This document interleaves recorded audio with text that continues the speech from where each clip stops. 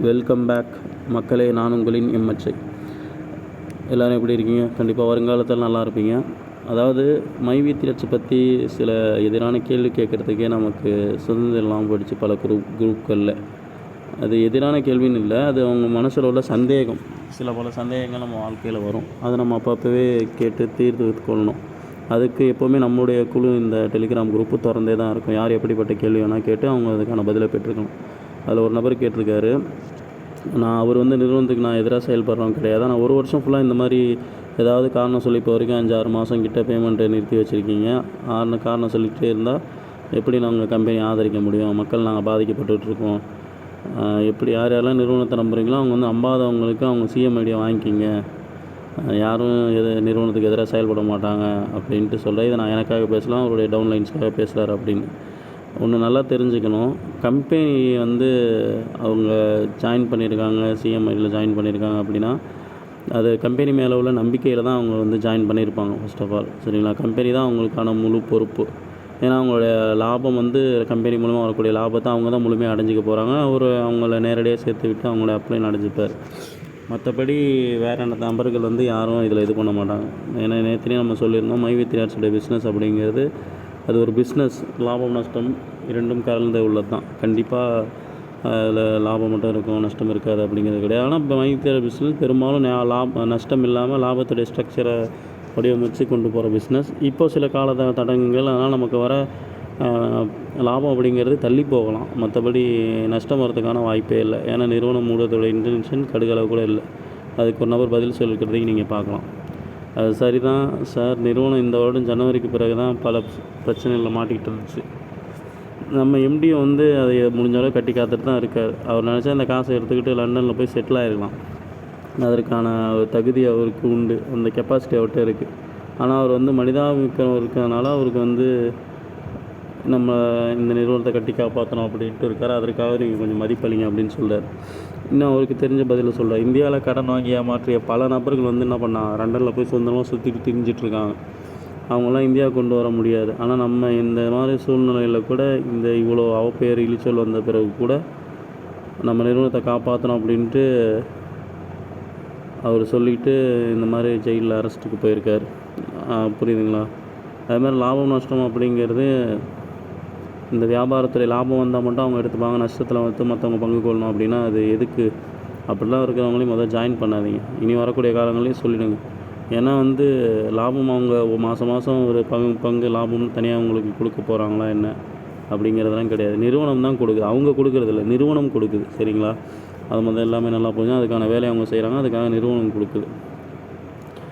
அப்புறம் மும்பை நீதிமன்றத்தில் இவருடைய கேஸ் போன வாரம் பெண்ணில் வெளியே வர முடியாத அளவு பிடிவாரண்டு பெறப்பட்டிருக்கு மும்பை கோர்ட். ஆனால் அந்த இவர் இப்போ பேர் போட்டிருக்கு பாருங்கள், விஎம் அப்படிங்கிறவர் லண்டனில் உல்லாசமாக இருக்கார். நம்ம எம்டி கோடீஸ்வரர் தான். ஆனால் நமக்காக தெருவில் இறங்கி இந்த மாதிரி ஜெயிலில் இருக்கணும்னா சாதாரண விஷயமா? நம்ம வீட்டில் நம்மளுக்கு சொந்தக்காரங்க, நம்மளுடைய அப்பா அம்மாவோ அல்லது யாரோ இந்த மாதிரி 15 நாள் ஜெயிலில் இருக்காங்க அப்படின்னா நமக்கு எவ்வளோ மனவேதனை ஏற்படும். அவங்க குடும்பம் எவ்வளோ கஷ்டப்பட்டு கொண்டு இருப்பாங்க. நம்மளும் கஷ்டப்பட்டு தான் இருக்கும் மன ரீதியாக. ஆனால் அவங்க எந்த அளவுக்கு இந்த அளவுக்கு கோடிக்கணக்கான காசை அவர் வச்சுருந்தோம் இந்த மாதிரி ஜெயிலுக்கு போயிட்டு வர்றது அப்படிங்கிறத எந்த குடும்பத்துடைய நபர்களும் விரும்ப மாட்டாங்க. நம்ம கம்பெனி நல்லா இருக்கணுன்றதுக்காக தான் அவர் இந்த ஒரு விஷயத்தை முற்படுத்தி எடுத்திருக்கிறாருங்கிறது நீங்கள் புரிஞ்சுக்கணும். சரிங்களா? அவரும் அதான் சொல்கிறார், நான் காத்திருப்பான என் உறுப்பினர்களுக்கு பல விதமான சந்தேகம் வருது. ஒவ்வொருத்தரும் ஒவ்வொரு விதமான சூழ்நிலை இருக்காங்க. அதான் காசை கொடுத்துட்டு பிரச்சனையை சரி செஞ்சுட்டு போயிருக்கலாம். அதுக்கு நான் பதில் சொல்கிறேன். லாஸ்ட்டாக ஒரு ஆடியோ பதிவு இருக்குது. ஏன் எம்டி ஆரம்பத்திலேயே சிஎம் உறுப்பினர்கள் போட்டிருக்கலாமே அப்படின்ற சந்தேகம் எல்லாருடைய மனசுலையுமே இருக்கும். தேவையில்லாமல் பிஎம் சின்ன சின்ன பிளானுக்கு மட்டும் ஏன் போட்டு போனார், அது போட்டு அவர் உள்ளே போயிட்டார். இப்போ நிறுவனத்தில் உள்ள உறுப்பினர்களே கேஸ் போட தூண்டுற மாதிரி தானே இருக்குது இந்த செயல் அப்படின்னு சொல்கிறார். அது இன்னும் பிரச்சனை அதிக தானே படுத்தும். அப்புறம் கடைசியில் கேஸ் கொடுத்துட்டாங்க இல்லைன்னா அதனால் பேமெண்ட் போட முடியல அப்படின்னு நம்மளே மேலேயே திருப்பி விட்டு போயிடுவார் அப்படின்ட்டு சொல்கிறாங்க. ஏன்னா பிஎம்எஸ்எம் வரைக்கும் பேமெண்ட் போட்டவர் சிஎம்க்கு போட முடியாதா? இது எந்த விதத்தில் நியாயம்? பேமெண்ட் போட்டதுக்கு இப்போ கேஸுக்கும் எந்த சம்மந்தமும் இல்லை, பார்க்கலாம் இன்னும் எவ்வளோ நாளுக்கு தான் சப்போர்ட் செய்ய போகிறீங்க அப்படின்ட்டு அவருடைய ஆதங்கத்தை அவர் வெளிப்படுத்தியிருக்கிறார். சரிங்களா? ஆனால் அதற்கான பதில் எம்டி பேமெண்ட் போடுறதுக்கான இதனிடையே அவர் நம்மிடம் பேசிய போது கூறிய இது பண பரிவர்த்தனை தொடர்பாக பொதுமக்களுக்கு எவ்வித சிக்கலும் இல்லாமல் செல்வதற்கான நடவடிக்கைகள் எடுத்திருப்பதாக அவர் கூறியிருந்தார். எந்த விதமான சிக்கல் இல்லாமல் நடவடிக்கை எடுத்துகிட்டு போயிருக்கேன் அப்படின்ட்டு. அது என்ன விஷயம் அப்படிங்கிறத நான் உங்களுக்கு கடைசியாக சொல்ல வரேன், சரிங்களா? அதாவது ஃபர்ஸ்ட் ஆஃப் ஆல் ஒரு பொருளாக இது இப்போ இந்த பார்க்க போகிற சுருக்கம் என்னென்னா, இந்த கேடிவி சேனல் வந்து சொன்ன விஷயத்துடைய சுருக்கம். பொருளாதார குற்றப்பிரிவில் வழக்கில் முதலாக கோர்ட்டில் சரண்டர் ஆனது நம்ம எம்டி தான், சரிங்களா? நமக்கு தெரிஞ்ச வரைக்கும் அது ஒரு முக்கியமான ஒரு விஷயம். இது அவங்க வழக்கு கொடுத்தவங்களுக்கெல்லாம் மிகப்பெரிய ஒரு செருப்படியாக இருக்கும் அப்படின்னு அவர் வெளிப்படுத்தியிருந்தார். பெரும்பாலும் இந்த வகை குற்றச்சாட்டில் உள்ளே போனவங்கன்னா சரண்டர்லாம் ஆக மாட்டாங்க, தப்பிச்சு ஓடிடுவாங்க. அதுதான் வந்து நீதி. ஆனால் அவர் எல்லா பிரச்சனையும் வந்து சந்தித்து குற்றமற்றவர்னு நிரூபித்து வர்றதுக்காக போயிருக்கார். அடிக்கடி ஒரு வார்த்தையை சொல்லுவார், மடியில் கனம் இல்லை, வழியில் பயம் இல்லை அப்படின்னு. எனவே EOWவோட விசாரிக்கப்படும் வழக்குகள் வந்து நிறுவனத்தை மூடுறதுக்காக கிடையாது, நிறுவனத்தை காலம் ஃபுல்லாக நடத்துவதற்காக. இது நமக்கே மிகப்பெரிய ஒரு சாதகமான ஒரு விஷயந்தான். இந்த மாதிரி எம்டி வந்து ஜெயிலுக்கு சரண்டருக்கு போயிட்டு அதுக்கப்புறம் நிறுவனத்தை வந்து நல்ல முறையில் அவங்க கவர்மெண்ட்டுடைய ரூல்ஸ் அண்ட் ரெகுலேஷன்ஸ் படி நடத்துறது அப்படிங்கிறது காலம் ஃபுல்லாக நடக்கும் அப்படின்ற ஒரு மிகப்பெரிய ஒரு நம்பிக்கை நமக்கே வந்துடும். நம்ம இன்னும் ஆணித்தரமாக இந்த பிஸ்னஸை இன்னும் சிறப்பாக செய்யலாம், சரிங்களா? அதே மாதிரி நம்ம நிறுவனம் எம்டிக்கு வர 9ஆம் தேதி பெயில் கிடைக்கிறதுக்கு வாய்ப்பு இருக்குது, சரிங்களா? அதிகபட்சமே வந்து 60 நாளுக்கு மேலே ஜெயிலில் வைக்க முடியாது. ஆனால் இப்போ வரைக்கும் நம்ம எம்டிக்கு வந்து 14 நாள் தான் ரிமாண்ட் பண்ணியிருக்காங்க. அது 19ஆம் தேதி வரைக்கும் நீதிமன்ற காவல் வச்சுருக்காங்க. அதில் 9ஆம் தேதிக்கு ஒரு ஹியரிங் இருக்குது, பெயில் சம்மந்தமாகவும் இல்லை மற்ற சம்மந்தமாகவும். எனவே வந்து அவர் விசாரணைக்கு முழுமையாக ஒத்துழைப்பு கொடுத்து அவரே வந்து சரண்டர் ஆனதுனால பெரும்பாலும் பெயில் கிடைக்க வாய்ப்பு இருக்குது. ஜிஎஸ்டி கட்டலைன்னா அதுக்குள்ளே ஜிஎஸ்டியும் பெனால்ட்டியும் கட்டினாலே அந்த ப்ராப்ளம் சால்வ் ஆகிடும். அதனால் அதை பற்றி ஒன்றும் பெரிய பிரச்சனை இல்லை, சரிங்களா? ஏன்னா வந்து நம்ம விரைவில் அவர் வந்து நம்மளை விட்டு வந்துடுவார், நமக்கு பேமெண்ட் கொடுக்கறதுக்கு வந்துடுவாருங்கிறதுல எந்த விதமான சந்தேகமும் இல்லை. உங்களுடைய பிரார்த்தனை கண்டிப்பாக வேணும். அதுக்கு ஒரு ஷார்ட்ஸும் இருக்குது, என்ன பண்ணிவிட்டு வந்த அப்படின்னு. அதை நம்ம பார்த்தாலே இன்னும் கொஞ்சம் நமக்கு தெரிய வந்துடும். இல்லைப்பா, மர்டர் கேஸா? ஃபைனான்ஸ் கம்பெனி எதுவும் நடத்தினியா? இல்லை. செக்ஸ் படம் எடுத்து நெட்டில் விட்டியா? இல்லை. பின்ன என்னதான் தப்பு பண்ண?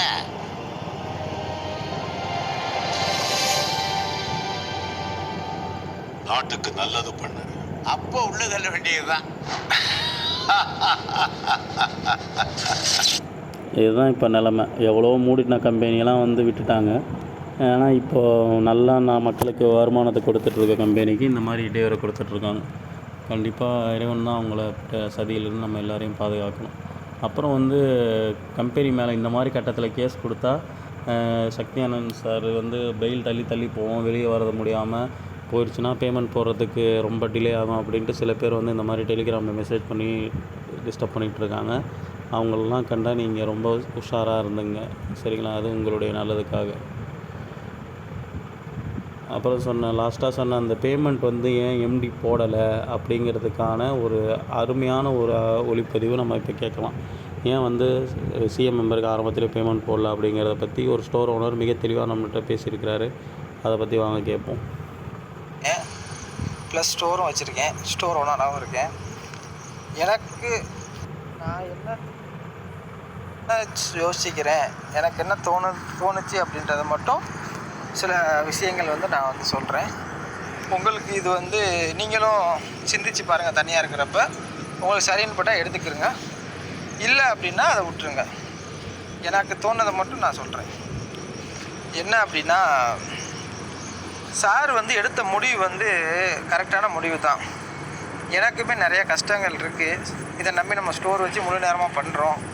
ஸோ நமக்கு வந்து ஒரு மாதம் பணத்தை போட்டிருக்கலாமே அப்படின்ற ஒரு ஐடியா இருந்தது. 4ஆம் தேதியே பணத்தை நமக்கு போட்டிருக்கலாமே அப்படின்னு. ஆனால் அதுக்கப்புறம் ஒவ்வொன்றா நான் வந்து சிந்தித்து பார்த்தப்போ ஒவ்வொன்றா நான் கேள்வி எனக்குள்ளே கேட்குறப்ப சில பதில்கள் வந்து தீர்வு கிடச்சிது. என்ன அப்படின்னா, இப்போ நமக்கு வந்து 1 மந்த் பணம் மட்டும் போதுமா? நமக்கு வந்து நிரந்தரமாக பணம் வேணுமான்னு யோசிச்சா நிரந்தரமான பணம் தான் நமக்கு வந்து கரெக்டாக இருக்கும். 1 மாத பணத்தை வச்சா அடுத்த மாதம் நம்ம கமிட்மெண்ட்டுக்கு பணம் தேவைப்படும்.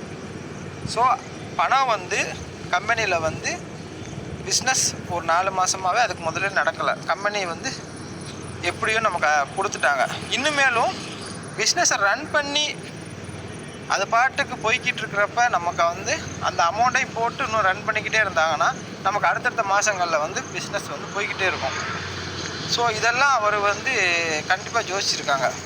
இப்போ மக்கள் கஷ்டப்பட்டாலும் இனிமே வந்து யாரும் கஷ்டப்படக்கூடாது. நிரந்தரமாக நமக்கு வந்து ரெகுலராக ஒரு இன்கம்மை கொடுக்கணும் அப்படின்னா கம்பெனி மேலே உள்ள கேஸ் எல்லாத்தையுமே சரி பண்ணணும்.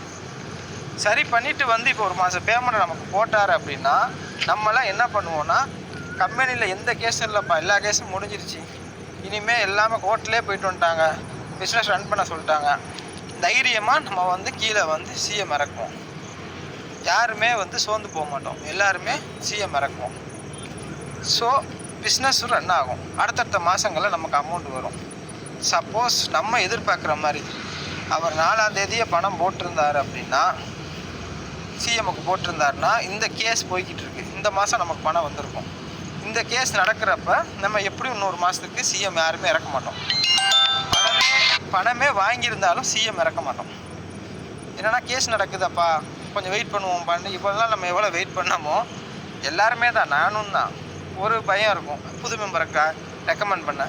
ஸோ புது மெம்பருமே பிஎம்முமே யோசிப்பாங்க சிஎம் ஆகிறதுக்கு. இப்போ கேஸெல்லாம் முடிச்சுட்டு வந்து அவர் ஒரு மாதம் பணத்தை நமக்கு கொடுத்தாரோ, ஒரு குறிப்பிட்ட அமௌண்ட்டு கொடுத்த அமௌண்ட்டில் வித்துட்ட அமௌண்ட்டு போய் குறிப்பிட்ட அமௌண்ட் கொடுத்துட்டாரோ, கேஸும் வந்து நமக்கு முடிஞ்சிருச்சு, ஜெயிலு கோர்ட் வரைக்கும் போயிட்டு வந்துருச்சு, நீ ப்ராப்பராக பண்ணாங்க அப்படின்னா எப்படி இருக்கும் யோசிச்சு பாருங்கள். பிஎம்முக்கு அவர் பிளான் பண்ணி தான் பிஎம் பணம் போட்டிருக்காரு. பிஎம்லாம் பணத்தை வாங்கி வெயிட் பண்ணுவாங்க, என்ன நடக்குதுன்னு வாட்ச் பண்ணுவாங்க. ஸோ இந்த கேஸை பார்ப்பாங்க. கேஸ் முடிஞ்சிருச்சு, பிஸ்னஸ் ரன் ஆகுதுன்னா சிஎம்முக்கு பணத்தை ரிலீஸ் பண்ணாங்கன்னா அந்த பிஎம்எல்லாம் அப்படியே சிஎம் ஆகுவாங்க, நம்மளே ஆக்குவோம். ஏன் அப்படின்னா கேஸுக்கு ஒன்றுமே இல்லை, கேஸ் முடிஞ்சிச்சு, பிஸ்னஸ் சூப்பராக போகுது, நல்லா உள்ளேயும் போயிட்டு வந்துட்டார், கோர்ட் வரைக்கும் போயிட்டார், இனிமேல் எவனும் கை வைக்க முடியாது. இந்த ரூல்ஸ் அண்ட் ரெகுலேஷனில் பிஸ்னஸ் ரன் பண்ண சொல்லிட்டாங்க அப்படின்னா சில கரெக்ஷனை பண்ணிவிட்டு பிஸ்னஸை ரன் பண்ணுறப்ப நமக்கு நிரந்தரமான வருமானம் நமக்கு மாதம் மாதம் கிடைக்கும். எல்லாருமே நம்பிக்கையாக அப்படியே எல்லாருமே அடுத்தடுத்த அவங்களுக்கு தேவையான அமௌண்ட்டை பர்ச்சேஸ் பண்ணி அவங்கவுங்க அந்த பிஸ்னஸ் மாடலுக்கு ஏற்ற மாதிரி எல்லாமே உள்ளே வருவாங்க. ஸோ நீங்கள் யோசிச்சு பாருங்களேன். ஹாய், வணக்கம். நமக்கு ஒரே மாதம் பேமெண்ட்டை போட்டுட்டு இருக்க பணத்தை அவர் கொடுத்துட்டு நமக்கு உள்ளேயும் போயிட்டார், கோர்ட்டில் கேஸும் நடக்குதுன்னா அந்த 2 மாதம் நமக்கு பணம் வராது. திருப்பி அவர் எப்படி கொடுப்பாரு? பிஸ்னஸ் இல்லாமல் நம்ம யாருமே ரெக்கமெண்ட் பண்ண மாட்டோம். அப்போ எப்படி அவர் நமக்கு பணம் கொடுப்பாரு? நல்லா ஒவ்வொருத்தவங்களுமே சிந்திச்சு ஒரு ஓனராக சிந்திச்சு பாருங்கள். நம்ம வந்து பணம் வேணும்னு நம்ம கஷ்டப்படுறோம் எல்லாம் ஓகே, நம்மளை மெம்பராக சிந்திக்காமல் ஒரு ஓனரோட இடத்துல சிந்திச்சு பாருங்கள். மக்களுக்கு நிரந்தரமாக பணம் கொடுக்க என்ன வழின்னு ஒவ்வொரு கேள்விக்கும் உங்கள்கிட்டே பதில் இருக்குது, அதை எடுத்துக்கிறங்க. தேங்க்யூ.